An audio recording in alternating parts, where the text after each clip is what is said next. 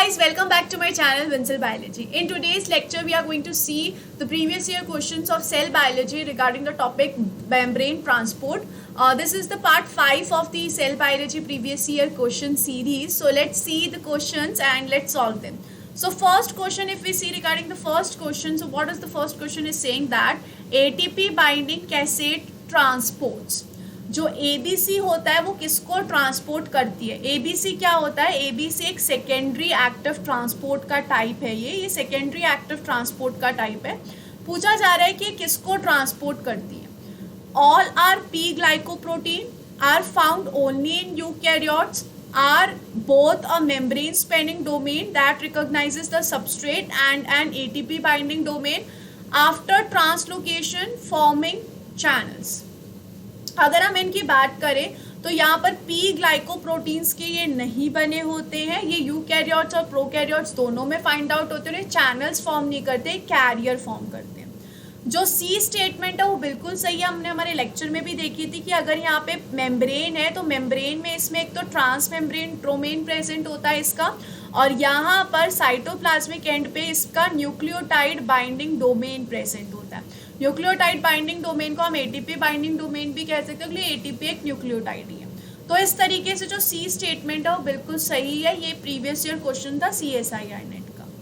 अगर हम अगला क्वेश्चन देखें, टिपिकल CSIR नेट जिस तरीके के क्वेश्चन पूछता है, बहुत लंबे से क्वेश्चन, वैसा ही क्वेश्चन है ये कि cystic fibrosis transmembrane conductance regulator protein is also is known to be a camp dependent chloride channel। क्या बोलते हैं इसको कि कैम्प डिपेंडेंट क्लोराइड चैनल है, यानी कि कैम्प पे डिपेंडेंट होके क्लोराइड को पास करेगा। CF patients that is cystic fibrosis patient show reduced chloride permeability as a result exhibit elevated chloride level in sweat. कि ये जो क्लोराइड, जिनको ये वाली डिजीज होती है, क्लोराइड की परमिएबिलिटी उनमें कम हो जाती है और स्वेट में क्लोराइड का अमाउंट ज़्यादा होता है। To prove this, CFTR proteins, both wild and mutant, are inserted in model membrane liposome, and chloride transport is followed with radioactive chloride. It is known that topology of CFTR in membrane is very important for its function. Despite no proteolytic degradation or denaturation of CFTR, wild type CFTR failed to transport chloride in liposome। इन्होंने क्या बोला है कि इन्होंने यहाँ पर एक cell लिया, इस सेल में इनके पास क्या था, लाइपोसोम्स थे, या फिर इन्होंने नॉर्मली एक लाइपोसोम्स लिए जो कि आर्टिफिशियली होते हैं। इन लाइपोसोम पे इन्होंने क्या किया, इन लाइपोसोम में इन्होंने ये जो सेल, इसकी जो मेम्ब्रेन थी, इस पर इन्होंने इंसर्ट कर दिया किसको, CFTR को। जब इन्होंने CFTR को इंसर्ट भी कर दिया ना, उसके बाद भी उन्होंने कोई ट्रांसपोर्ट नहीं देखी क्लोराइड की। यहाँ पर लाइपोसोम्स में इन्होंने कोई ट्रांसपोर्ट नहीं देखी, और इन्होंने क्वेश्चन में ही आंसर दे दिया। आप ध्यान से पढ़िए तो इन्होंने क्वेश्चन में ही बोला है कि टोपोलॉजी बहुत इंपॉर्टेंट होती है कि किस तरीके से इंसर्ट किया जा रहा है CFTR को लाइपोसोम्स में। पर यहाँ पर इंसर्ट करने के बाद भी क्लोराइड का ट्रांसपोर्ट नहीं हुआ है। उसका रीज़न क्या है कि CFTR protein gets mutated during insertion in liposomes. कैसे म्यूटेट हो जाएगा, यहाँ पर बोला गया है कि कुछ डैमेज नहीं हुआ है, ना डिग्रेडेशन हुआ है, ना डीनेचुरेशन हुआ है, म्यूटेशन कुछ हुआ ही नहीं है। कैसे म्यूटेशन हो सकता है? म्यूटेशन तो कुछ नहीं होगा, क्योंकि प्रोटीन प्रेजेंट है यहाँ पे, और डिग्रेडेशन डीनेचुरेशन उसका कुछ हुआ नहीं है। CFTR protein loses affinity with chloride ions. अगर उसको कोई डैमेज नहीं हुआ है तो वो कैसे अपनी एफिनिटी को लूज कर सकता है? गलत। यहाँ पर CFTR gets wrongly inserted into the liposomes, या फिर CFTR protein loses channel property in liposomes, कि उनको लाइपोसोम्स में उनकी एक्टिविटी लूज हो जाती है। तो ऐसे कैसे उनकी एक्टिविटी लूज हो जाती है? वो तो ट्रांसमेम्ब्रेन प्रोटीन्स है, वो तो अपनी एक्टिविटी शो करेंगे ही ना। तो ये ऑप्शन भी गलत हो गया। कौन सा ऑप्शन सही है कि यहाँ पे हमने उसको इंसर्ट ही गलत तरीके से कर दिया, जिसकी वजह से हमें ट्रांसपोर्ट मिल नहीं रहा है। जिस तरीके से हमें इंसर्ट करना चाहिए था, हमने उसकी जगह दूसरी तरीके से इंसर्ट कर दिया, इसकी वजह से यहाँ पे ट्रांसपोर्ट नहीं हो रहा है। तो सी ऑप्शन क्या होगा, बिल्कुल सही। नेक्स्ट क्वेश्चन पे अगर हम चले, upon stimulation of eukaryotic cell the intracellular calcium is release from. जब हम स्टिमुलेट करते हैं यूकैरियोटिक सेल में तो इंट्रासेल्यूलर जो कैल्शियम होता है वो कहाँ से रिलीज होता है? एंडोप्लाज्मिक रेटिकुलम से, न्यूक्लियस से, पेरोक्सिसोम से, या माइटोकॉन्ड्रिया से? हमें बहुत अच्छे से पता है कि कैल्शियम को कहाँ पे स्टोर करके रखते हैं। कैल्शियम को स्टोर करके रखते हैं सार्कोप्लाज्मिक रेटिकुलम में। हमने हमारे ट्रांसपोर्ट वाले लेक्चर में देखा भी था कि जो सार्कोप्लाज्मिक रेटिकुलम होता है उसमें स्टोर करके रखते हैं किसको, कैल्शियम को। और एस आर क्या होता है, एक तरीके से वो ई आर ही होता है, दैट इज एंडोप्लाज्मिक रेटिकुलम ही होता है। तो ए ऑप्शन क्या होगा इसमें, बिल्कुल सही। अगले क्वेश्चन की तरफ अगर हम मूव करें, sodium potassium ATPase is a tetramer of 2 alpha and 2 beta subunits. In which subunit are the sodium and potassium binding sites are present. हमने देखा था कि ये टेट्रामर होता है और इसके पास अल्फा सब यूनिट और बीटा सब यूनिट प्रेजेंट होती है।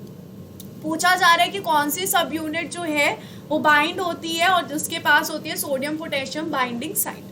तो बहुत क्लियरली पता है कि ये जो अल्फा सब यूनिट होती है इसी के पास एस्पार्टेट प्रेजेंट होता है जिससे फॉस्फेट आके बाइंड होगा, और इसी के पास वो साइट होती है जिसपे कौन बाइंड होता है, सोडियम पोटेशियम आके बाइंड होते हैं। तो किसके पास होता है, दोनों चीजें अल्फा के पास होती है, बोथ ऑन अल्फा सब यूनिट, सोडियम वाली भी और पोटेशियम वाली भी।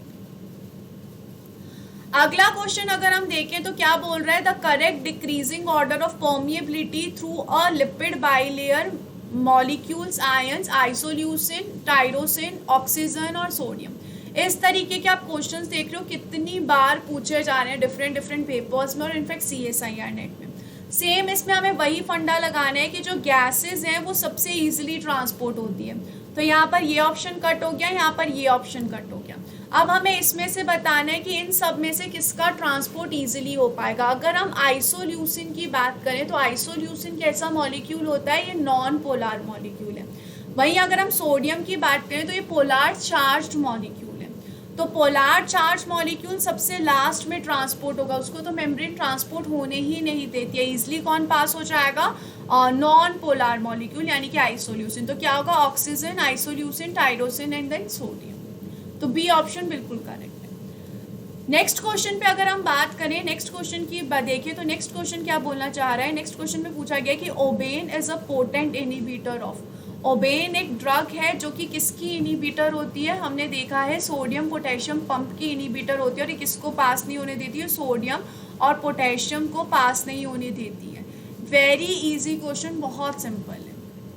नेक्स्ट क्वेश्चन पे अगर हम चलें तो नेक्स्ट क्वेश्चन क्या बोल रहा है, which of the following statement is not correct. इनमें से कौन सी जो स्टेटमेंट है वो करेक्ट नहीं है, इन पे गौर फरमाना है। नॉट करेक्ट पूछा है या करेक्ट पूछा है। तो नॉट करेक्ट पूछा गया है तो क्वेश्चन ऑप्शंस क्या है, sodium ion gradient is the major source of energy for active transport of glucose in interstitial cells. बिल्कुल सही बात है। सेकेंडरी ट्रांसपोर्ट में हमने देखा और काफ़ी बार ये क्वेश्चन पूछा गया है कि यहाँ पर जो सेल्स होते हैं उसमें सोडियम मूव करता है अपनी डाउन दी ग्रेडियंट और उसके साथ साथ ग्लूकोज मूव कर जाता है। तो ए ऑप्शन बिल्कुल सही है। Sodium ion gradient is the major source of energy for active transport of glucose in RBC. Extracellular sodium ion concentration is always high. Sodium can pass across the membrane through facilitated diffusion. कि यहाँ पर जो extra cellular sodium ions होते हैं उनका concentration हमेशा high होता है। ये है सोडियम का कॉन्सेंट्रेशन सेल से हमेशा बाहर रहता है। सोडियम आयन्स को आप पास कर सकते हो मेम्ब्रेन के थ्रू फैसिलिटेटेड डिफ्यूजन से, बिल्कुल सही बात है। फैसिलिटेटेड डिफ्यूजन यूज़ करके आप इसको डाउन द ग्रेडियंट मूव कर सकते हो। यहाँ पे आप चैनल्स को यूज़ कर सकते हो और डाउन द ग्रेडियंट इसका मूवमेंट शो कर सकते हो। Sodium ion gradient is the major source of energy for active transport of glucose in RBC. नहीं भाई, ये बिल्कुल गलत ऑप्शन। नेक्स्ट क्वेश्चन पे अगर हम चले तो the order of the predicted rate of diffusion across a lipid bilayer highest to lower. Same वही जो हमने क्वेश्चंस देखा वही बताया कि हायर से लोअर पे जाना है। हमें पता है सबसे हाई किसका होगा, गैसेस का होगा, लेकिन यहाँ पर गैसेस दिख नहीं रही है तो फिर मुझे पता है उसके बाद सबसे हायर किसका होगा, नॉन पोलार मॉलिक्यूल का होता है। मतलब गैसेस भी नॉन पोलार है तो नॉन पोलार मॉलिक्यूल का। तो क्लोराइड तो नॉन पोलार नहीं है, गैलेक्टोज भी नॉन पोलार नहीं है। टोलुइन कैसा होता है, नॉन पोलार होता है। तो ए और डी में से कोई एक हो सकता है। उसके बाद हमें क्या दिया हुआ है, गैलेक्टोज, फिनाइल एलेनिन, क्लोराइड। यहाँ पे भी फिनाइल एलेनिन, गैलेक्टोज और क्लोराइड। तो इसमें कौन सा ऑप्शन सही होगा, ए ऑप्शन इसमें बिल्कुल सही होगा। पहले गैलेक्टोज का ट्रांसपोर्ट होगा और फिर फिनाइल एलेनिन का ट्रांसपोर्ट होगा। तो ए ऑप्शन कैसा है, बिल्कुल सही है। तो ये कुछ क्वेश्चंस थे, ये कुछ PYQ क्वेश्चंस थे डिफरेंट एग्जामिनेशन के। आई होप ये आपको हेल्पफुल रहे होंगे। Thank you so much guys for watching this video. Don't forget to subscribe my channel and share this video with all your friends. Thank you so much guys. Bye.